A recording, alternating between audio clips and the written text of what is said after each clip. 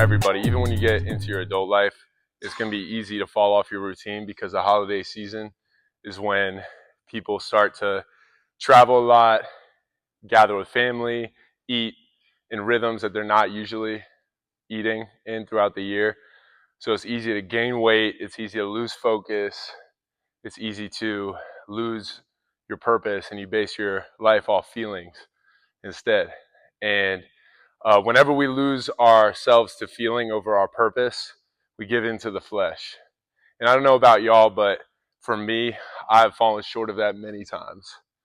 And so when you come back into spaces like this, it's like a reality check of like, okay, I got to click back in to what God is calling me to do in this season of my life, whether you're a college athlete or whether you're a working man in the marketplace right now, you're a father, you're a husband, whatever you are right now, you're training for the tough game of life.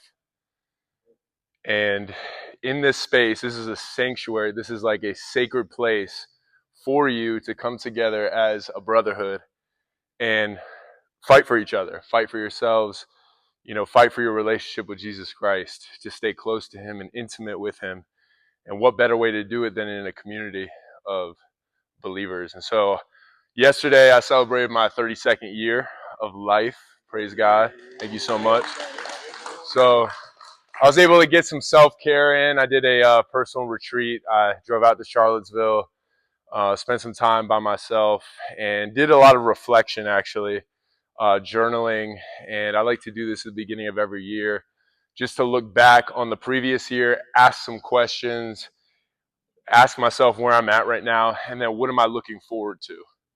I was also able to get a massage, and I was able to loosen some of the knots that I had all across my body, and man, it felt like I was floating afterwards. So if you're an athlete, I recommend it for sure.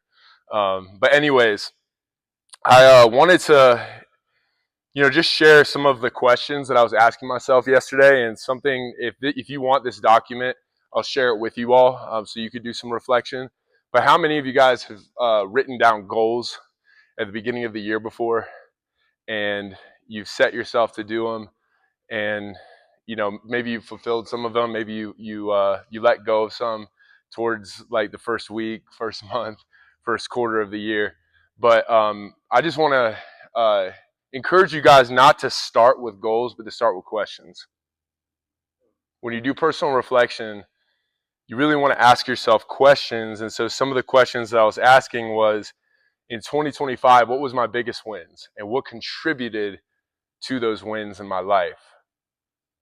Another question I asked myself was, what is an opportunity that I missed in 2025? Another question was, what 20% of what I gave myself to created 80% of the joy, success, and growth in my life of 2025?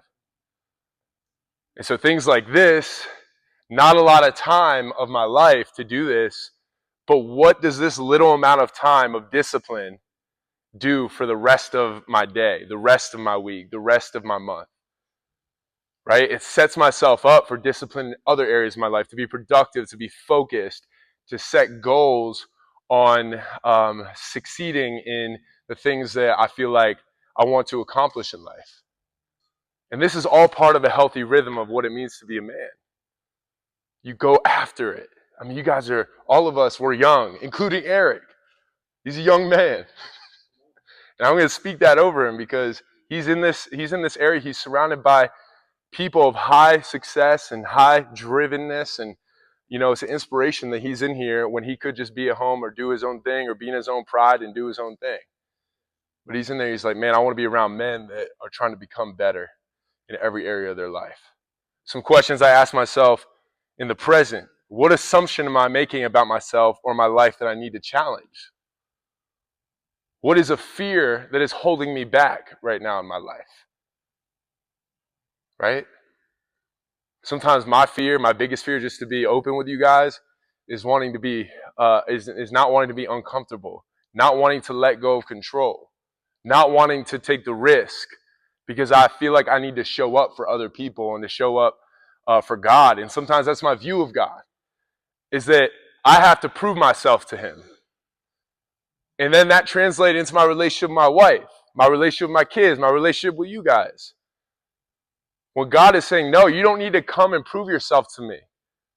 When you make a mistake or when you fail or when you miss the mark, I'm not pointing my finger at you and saying, hey, get yourself together, get corrected. Don't do that. Jesus is saying, no, come closer.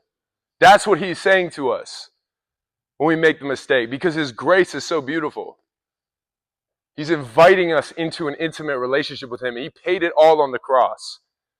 His blood that was shed on the cross gave us access for free, with nothing that we have to do to prove ourselves.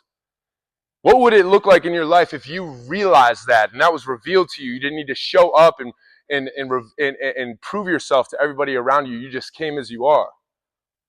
Yes, there's an amount of correction in your life. And yes, there's discipline. Yes, there's transformation that happens, and we need to submit ourselves to it. But man, like if we have a false view of God, that's going to create fear in our lives. And we're going to start drifting away. True success is really just being at the feet of Jesus. It transforms when you become born again. That's the only thing that matters, guys. So another question for 2025 as I wrap up, or for 2026, what do I need to stop doing in my life? What needs to stop? And in order for another thing to start in your life, something else needs to start or stop. What do I need to continue in my life? What is aiding towards the purposes of God in my life that I need to continue in 2026?